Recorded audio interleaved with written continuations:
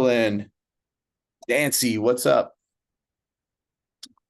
We'll give some of our stragglers a few minutes here, and then I'll kick off.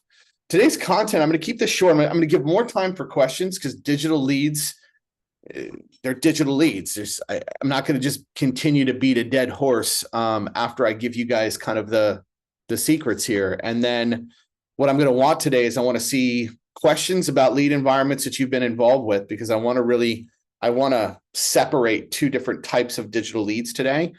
And then in our accountability session, I'm going to be challenging two people to like really talk. I'm going to have one person who takes a stance of like digital leads are great and this is why, and here are all the benefits. And then I want someone else to take the position of this is why they're terrible. You shouldn't work them. We're going to go both directions because there are definitely people on both sides of the fence. And so I want to talk about everything that's on people's minds today. So that's kind of the structure for the next hour. But thank you guys for those of you who have showed up on time. I really do appreciate that. Helps keep us focused. Let's see here. Stuart, hello.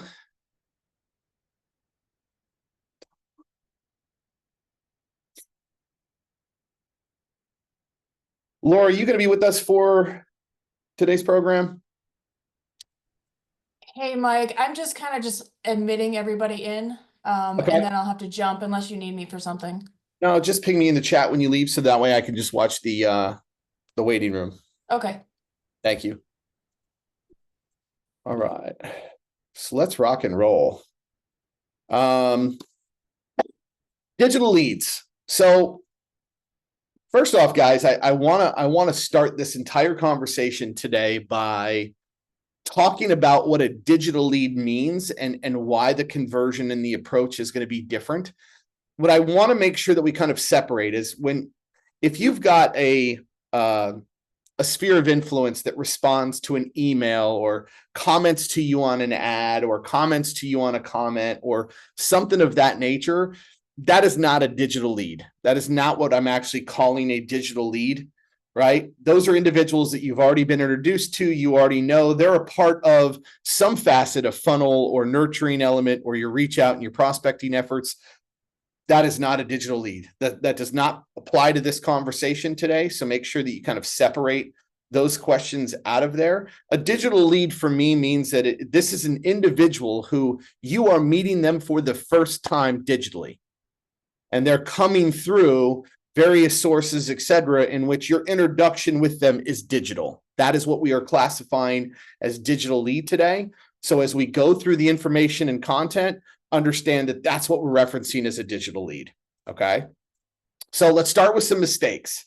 There are two categories of mistakes that kind of encumber everything that is wrong with digital lead conversion. And if you've ever wanted to work digital leads or you've worked digital leads, there is a likeliness that you made one of these mistakes. And number one is that you treat digital leads like other leads. They are not. They are not the same. They do not have the same mindset. It's not the same relationship. The know, like, and trust is not there. There are a bunch of reasons why they do not react in the same manner as you would with a normal lead. With a normal lead, my sphere of influence, right? Someone's like, hey, I'd love to do this. I'm like, great, let's meet for coffee. Let's get you pre-qualified. I would go through a whole bunch of steps, right, to get somebody ready to build relationship, etc. You will not have that luxury within the digital lead market. Okay, so digital leads are not like other leads. The second mistake that agents make is they expect that there will be a rational person who is able to make quick decisions in real estate. There will not be that. It will not be there. Okay. I want to first kind of talk about where do digital leads come from? Give me your sources. So in the chat, what I want you to put in there is like, where do you typically find, digital leads? What would we be talking about as far as platforms, sources, Facebook? And it might be like Facebook ads where I'm generating leads, Instagram, a website, Zillow. Zillow is probably one of the main sources, whether that's Premier. If you're in the city, it might be Street Easy. Lots of different references. Realtor.com, I'll see that one too pop up. But yes, these would be sources for digital leads. So I'm going to give you guys some of the top ones that are in real estate right now. Zillow at the top. It's still number one, the highest converter, even though there'll be other platforms that say, well, we convert the highest level of our leads. Across the board, they still are responsible for more lead conversions than anything else. Realtor.com, which has been OpCity, has been named a couple different things. I actually don't even know what it's operating under right now. Similar to Zillow as a lead source. You've got Market Leader, you've got Bold Leads, you've got a bunch of other categories there where you're paying for something and they're generating leads in your direction, right? You got IDX sites. So IDX sites are typically a website that you've produced that has a wireframed network of your MLS system, right? IDX sites are external. They oftentimes are used in correlation with SEO ads, social media ads, etc., to drive traffic for the purpose of you capturing information, providing them with resources like property, etc. And a lot of Compass's website already does that for you as an agent, right? So these could all be sources of digital leads. All right. So let's look though at the science behind this. Okay. Because when it comes to the habits that we have and the mechanisms that already like fire for us, there are a couple things I want to talk about. The very first thing is that what makes a digital lead a digital lead?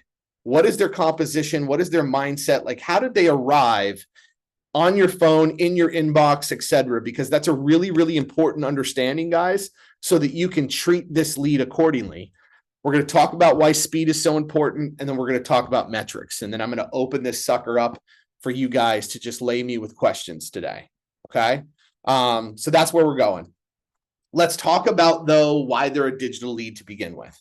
So the average consumer already knows 7 to 8 licensed real estate agents. Okay. So you have to question, why on earth is this human being, when they know 7 to 8 licensed individuals, right? Why on earth are they going through some cold digital site to contact someone who they don't know? Does that seem normal to you? Let's go with the normal, rational thing. Like, yes, I can probably create a couple hypotheticals. It's like, okay, well, maybe they're moving to this area. They don't know anybody in this area. All right, but most people would go to one of their agents and they'd get a referral. Okay, and that's likely happened, by the way. But maybe they didn't like that one person, so that now they're going through digital sites. Maybe they just called some other agents on the phone. Maybe they're kind of cycling through. Maybe they feel pretty, capable themselves. Like, that definitely could be the issue. But I'm going to say that encumbers a very small percentage, a minority percentage of the reason or the situation on why most people are going through a digital lead site, why they're clicking on that agent's number on Zillow, why they're doing anything on their own. A, the person has likely already talked to 1 or 3 people prior to you. Know that. That means that those other agents weren't able to convert them. So you got to ask yourself, well, why? Well, it's probably because this person has already run into likely roadblocks, financing problems, offer problems. They haven't been realistic in what they're searching for. They're like, hey, I'm looking for, 6,400 square foot home with 8 bedrooms and 9 baths for like $280,000. And I'm willing to work with the first agent that can jump on it. It's craziness. It's crazy powder, right? Offer problems. There is a high probability that the property that they clicked on, right, that sent you to Zillow or to Realtor.com and then ends up in your pocket where it says this person is interested in this property address, they've already seen. They've already toured, they've gone to the open house. They likely might even already have made an offer, right, that didn't get accepted. And who have they blamed for that? Probably whoever they were working with at the time. So now they're going back thinking that they're trying to go direct, and they end up in your pocket. All of these are likely situations, okay? So what you have to understand is that the single necessity for digital lead conversion is making sure that A, you set the expectation that every single one of these leads, right, there is an extremely high probability that they're going to need to be repurposed. Now, what does repurposed mean? It means that likely whatever they're actually after right now, today, I'm looking for a 2-bedroom, I'm looking for a single family, I'm looking in this area, one of those things is going to have to change. And who's going to be the person responsible for encouraging that change and helping support that change? It's going to be the agent who actually gets their business. That's going to take some work. If your expectation is I'm just going to answer 100 of these phone calls and one of them is just going to want to make an offer tomorrow with me who they've never met, you are in the wrong part of this business. You will not be successful. You will find this situation extremely frustrating, and it will be a repetitive, frustrating process. And what you'll end up doing is you'll end up leaving these systems going, Zillow sends crap leads, Realtor.com sends crap leads, Bold Leads is crap. None of them are real people. That's what you will leave thinking because you had the wrong expectation going into it. But if you have the expectation of this is a project, but it is a free project, right? Here's a client that even if they don't buy now, I do have real proof that they're interested in buying. It would take me 40 hours a week to find one of those within my sphere of influence, which I still have to cultivate, which I still have to spend time with. These are people that I am adding to my sphere of influence, and they're becoming my contacts. That's the kind of attitude that you have to have towards them. And right now I have an action or an activity that stresses that they're a little bit more than warm, right? I may have to repurpose them. They may have to find something different. I may have to show them the value of a different area or different financing route. They're going to have problems. Come into it with that mindset. Okay. Questions on that, keep those till the end, and then I'll address all of it because it's not going to be a lengthy content section today. Speed is the only factor that matters.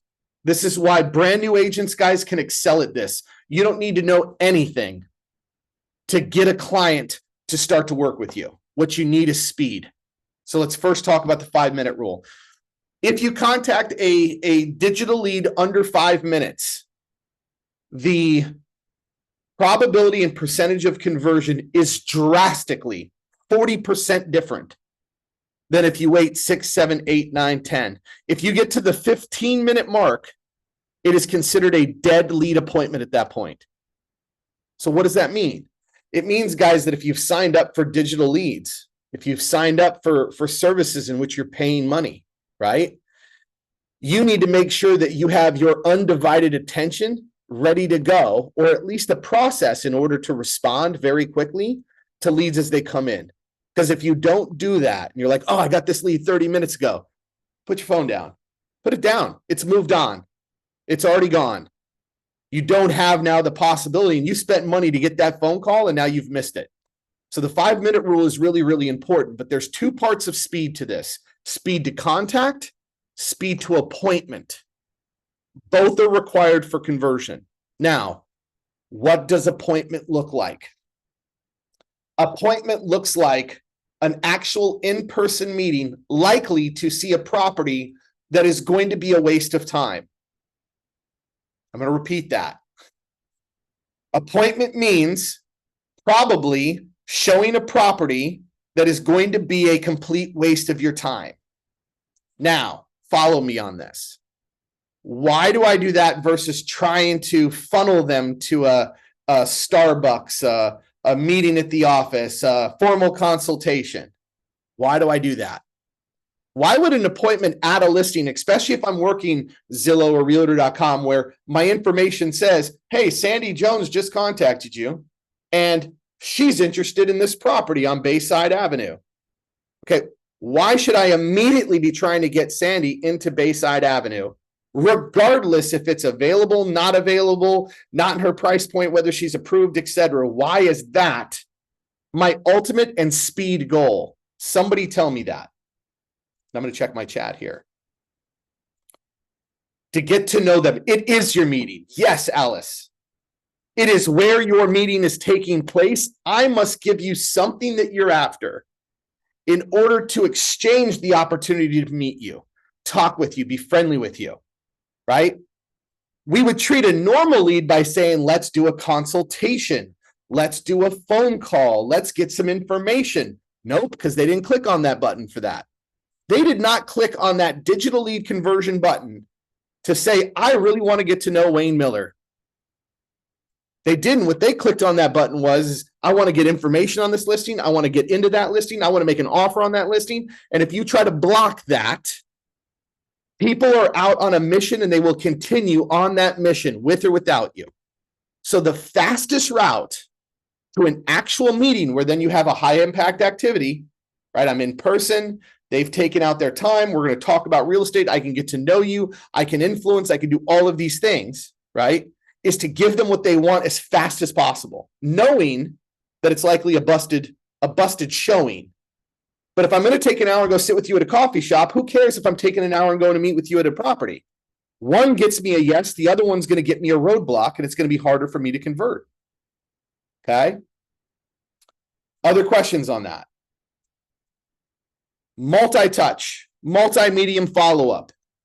This is still conversion, right? It's still looking at the aspect of, if I called you, I need to follow up with you. Most leads take 5 to 8 times before they convert into a real appointment, right? So thinking that, oh, I just called, they said call me back, or let me follow up, or maybe I'm interested, or I'd love to see this part. Like, keep with it. You've got to use your normal follow-up schedules, the normal follow-up frequencies, multiple mediums of text, phone call, email, etc., to ensure that you're converting properly. That doesn't stop, okay, just because it's a digital lead. Now, when it comes to analyzing your efforts, there's 4 things I want you to look at, and then I'm going to give you a time frame that's going to differ for some of you, okay? A, how many leads am I taking over a certain period of time? I'm okay if that's weekly, depending on how frequent your program is. I'm also okay if it's monthly. Don't go any more than that, weekly or monthly, okay? How many are converting to an appointment? How many people are saying, yes, I'd love to meet you, I'd like to go set that showing, etc.? How many appointments are being kept? Either A, I really am able to get you into a property, or B, you cancel, I cancel, whatever it is. And then how many clients out of that are converting? These 4 questions will literally create, guys, your repeatable system for you and within your area of how well your ROI is going to be on leads. You'll know whether or not spending $1,000, $2,000, $4,000, $5,000, $10,000 a month is worth your time once you have those numbers. So that means that it does take some time in order for you to get those numbers. Now, if you're on a high volume account, if you've got something that produces a lot of leads, you can do this in 90 days. I don't want you to make any decisions, any judgments, anything until you have recorded those 4 statistics for 90 days. If you're on a lower volume kind of program where it's like, all right, I might get 2 leads a week, 3 leads a week, but not a lot, right? Then I want you to go 6 months with it before you analyze it. Because it's going to take time. Like any prospecting marketing efforts, you are going to find lucky deals. Like, yes, I've had laydowns that have come through digital leads where, like, all of a sudden I'm in contract on a $2 million home and I literally spent 10 minutes on this whole thing, right? That happens. It's very, very rare. It's not normal, and it doesn't fit the profile of most digital lead environments. Okay. So what do we got? Hit me with the questions. I'm going to stop my share for this second. Got about 10 minutes here, 11 minutes here. Let's start with you. Go ahead, Sharon Davis. So if you're meeting them immediately for the showing, at what point are you going through the tour form, having them sign required documents? Probably the next morning before we go out. Knowing that there's a pinch there, right? My safety and my comfort zone is to have that well before I do XYZ. In these particular cases, some of that gets rushed, but you also have to know that as soon as they've invested and said yes, they also see that as a rush and they're like, okay, I got to sign these because that's the only way I'm getting into this property tomorrow, right? Or this morning or this afternoon. I'm okay signing them at the door, right? If you're bringing an iPad, you want to do digital. Hey guys, I've got to get you to sign these required disclosures, etc., before I can start to really talk with you about your options, your opinion, your motivations, etc., because it requires disclosure prior to this. I'm okay with that too, right? Some of that is going to be source to source. You're also going to run into the fact, and this is a real life situation, right, Sharon, where if I want to make sure I know that things are a bust. So if I have an address for you and I call the listing agent 30 seconds after you and I get off the phone, I'm like, hey, I'd like to set a showing for tomorrow, right? And that person says, oh, you know what? We've got a contract. We're not taking showings anymore, right? Before I call you back, I'm going to go book another showing somewhere else. I'm going to call another property in that neighborhood. And now I'm going to call you back and say, hey, so that property is under contract, but I have a showing set for you and I at that same time that you had just agreed to tomorrow that I think actually is an option. And I think you should look at this. And let's go meet there, even if it's a bust. Why am I doing that? Because I got to keep them on the hook when it's a digital lead. Does that make sense? Right? I also might look at, even if I get into the house that they want, knowing that there's probably already problematic issues with it in regards to they can't afford it, they're not ready for it, they think it's overpriced, etc. I'm also going to show two other properties, one other property, etc. I'm going to book another option because it gives me more time with you in order to convert you into a client. I need that time frame that next day, 2 days later, whenever it is, right? In order to spend time with you to really break down and figure out what is the situation, what is the issue, why haven't you been successful, who have you taught? Like the whole story is going to unravel and start to come out. But I need that time to build that rapport. Alice, go ahead. So I have over 200 leads that I acquired years ago from Zillow. Should I count those as dead now? Yeah. Yeah. Now, are they human beings that you at least have an excuse or some form of reason to call? Sure, but they're no more warm at this stage than literally opening up the white pages and being like, I decided to call everybody that had a last name that looked like it started with a liquid. So I called every Watterson and Waterford, and I'm just like, it doesn't matter the reason. It's as good as a cold list at this point. I see. Okay, thank you. You bet. What else we got? And guys, meetings can be anything, right? It doesn't necessarily have to be a showing, doesn't have to be a listing appointment.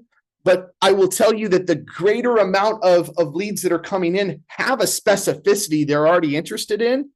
Trying to set up boundaries of them seeing it. Well, you got to have this. Do you have your pre-qual letter? Are you ready to go? That's what every other agent has said that forced them to go to the internet and click your name to call you. If you don't like that, that's also okay. I don't want you wasting your time as you would see it. Just don't work digital leads. Like this is what is required for this environment. You're going to have to go out and waste showings, and you're going to have to kind of fake it until you make it with those listing agents, right? I'm like, yeah, they're really qualified. I know them. I've known them for years, right? Like they're my best friend.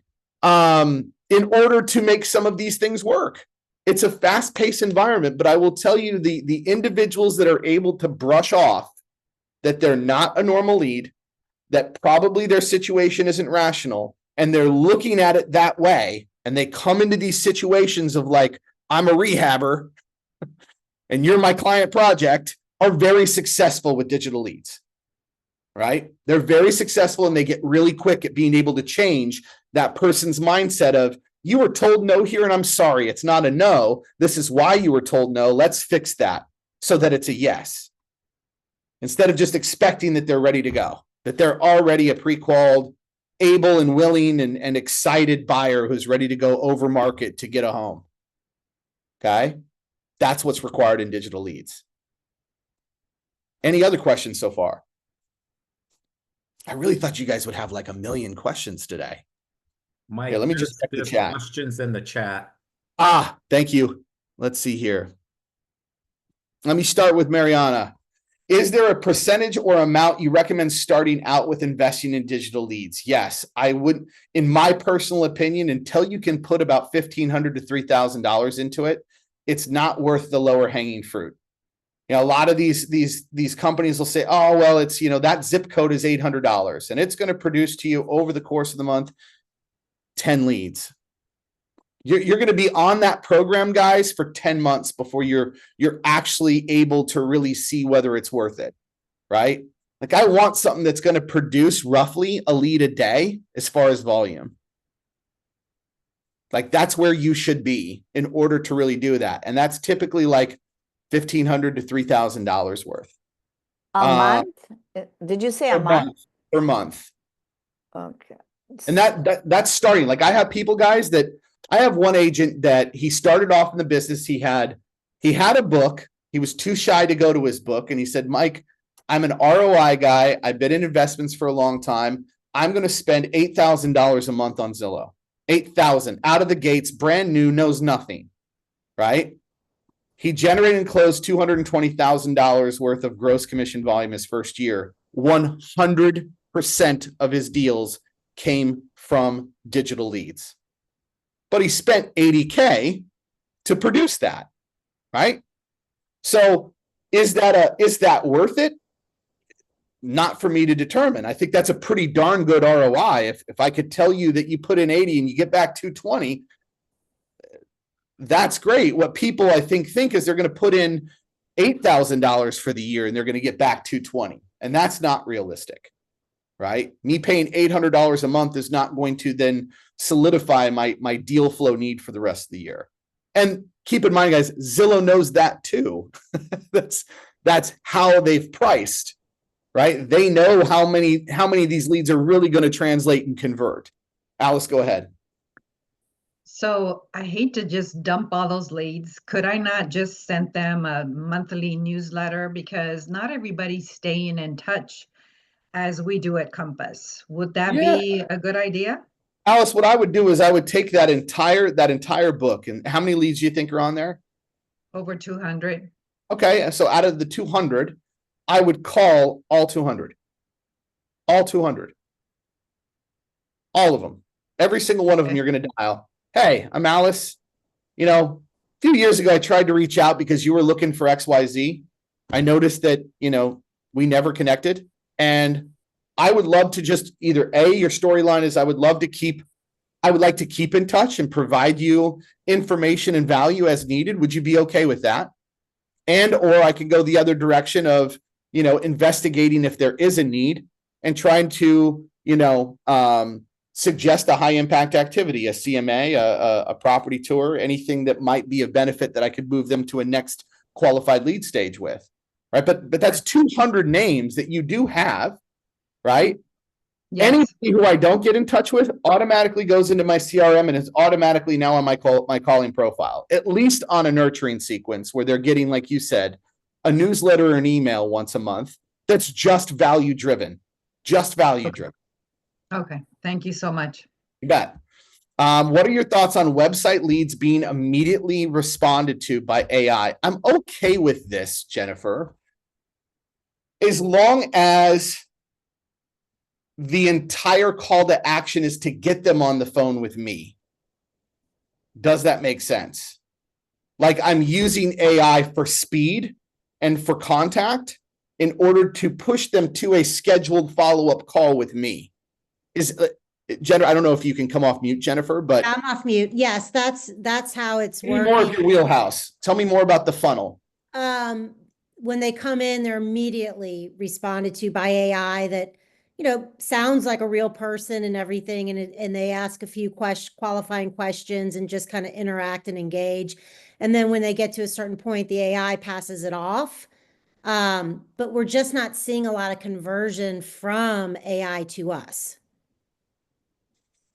Okay, so then what we'd have to do is we have to break down the sequence then. Normally when you're not getting response from what I'll call a digital scheduler, assistant, appointment setter, etc., what we do is we break it down into a magical step, which is that we actually then require more interaction from the individual. So like, let's say your sequence started with, hey, Jane, notice you just clicked on XYZ and you're interested in this property, right?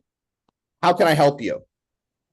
If there's no response, then we know there's a breakdown there. If there's a response and they say, oh, I'm looking to set a showing, right? Or I'm looking to get information on that listing. Great. We either want then a direct connection. Where can I contact you at? And we might already have that information, right? Where then it sends an immediate message and has somebody call them right there. Like, great, we actually have my property team call you right now. You'll be getting a call in the next 2 to 3 minutes. And that then goes to, it sends a message to your team who follows up immediately. Where are you trying to send them? What's their ending destination? They are coming in your to funnel? us. They're coming to us when there's some kind of indication that they're ready to talk, to take a step further. I guess my question is there's not a lot of conversion from the AI talking to them and them responding to AI to even get to us. So then we're like, okay, we start calling through ourselves, or we're sending them, putting them on drip campaigns and things like that. How is the AI responding? Um, Is it a text? Is it an it's email? a text. It's all text. It's all text. So it's sending them a text right after they have submitted information. Yes. Okay. The second they click. And what is the very initial first hello from the AI? It's just a basic, I'm trying to remember off the top of my So head. you Basic, like, hey, nailed how one of the problems. yeah. Anytime I hear someone say it's just a basic, Yeah. that means they know that too. And they realize that they just interfaced now and are being attended to by a bot.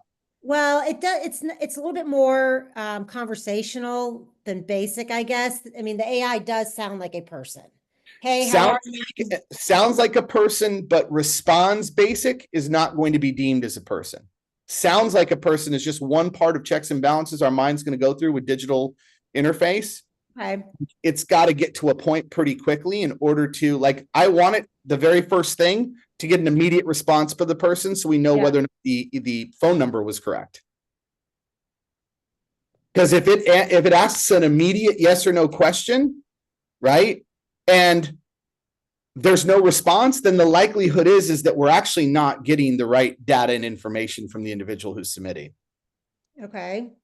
So I would first off make sure that your AI always starts off with a simple, hey, this is da da da da. I saw that you clicked X. Are you so and so? Is this Alice? Yes. Great. Okay. I now have an interaction. I now know they're wired. I now know they're real. I now know that I validated their contact information, etc. And now go into whatever your dial front is. But I'd have to look at the whole sequence, if that makes sense. Yeah. Yeah. No, it does. Break down like, I don't okay, have it in we front of find me. stop signs Yeah. and X. Okay. And I'm happy to do that. Honestly, I'm a geek, guys, when it comes to funnels, like an absolute superpower geek. If you walked around our office, Chirag has to constantly walk around and take down big, huge posters of just like bubble funnels that I've built because I got onto a tangent in 3 seconds. Okay. So I'd Yeah. love to do it for you. Like that's, I mean, I'd love to show you what it looks like and how the send an conversation. email to Mike at Okay. right, ChiragShahCoaching.com, and you and I can set up like a 10-minute call to just go over the sequence. Okay, perfect. That's awesome. Thank Right. you. Send leak. Okay, so guys, the link for the next half hour is in your account. Laura just put it there. Thank you, Laura. Thank you. I will see you guys over there in 2 seconds. Sound good?